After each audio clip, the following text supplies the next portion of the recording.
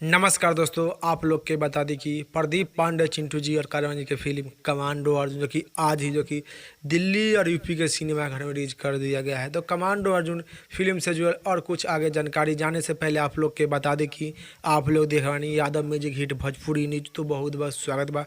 तो आप लोग से रिक्वेस्ट बा कि हमनी के वीडियो के लाइक कर दी और हमनी के चैनल पर नया बानी तो चैनल के सब्सक्राइब कर दी। चलिए आप लोग के बता दें कि 10 सितंबर के बिहार में प्रदीप पांडे चिंटू जी के फिल्म कमांडो रिलीज किया गया था। और आज 17 सितंबर बा विश्वकर्मा पूजा के शुभ अवसर पर दिल्ली और यूपी के सिनेमाघर में प्रदीप पांडे चिंटू जी के फिल्म कमांडो अर्जुन रिलीज कर दिया गया है। तो अगर आप लोग दिल्ली के बानी या यूपी के बानी तो प्रदीप पांडे चिंटू जी के फिल्म कमांडो अर्जुन देख सकत बानी, काहे बहुत ही अच्छा, बहुत ही बेहतरीन फिल्म बा, देशभक्ति फिल्म बा, पारिवारिक फिल्म बा, अश्लीलता से बच का बा। तो अगर आप लोग दिल्ली और अगर यूपी के दिल्ली या यूपी के बानी तो आप लोग विनिधि सिनेमाघर में जाकर प्रदीप पांडे चिंटू जी और कालावनी जी के फिल्म कमांडो अर्जुन देख सकत बानी। तो ये छोटा सा आप लोग के जानकारी बतावे के रहे।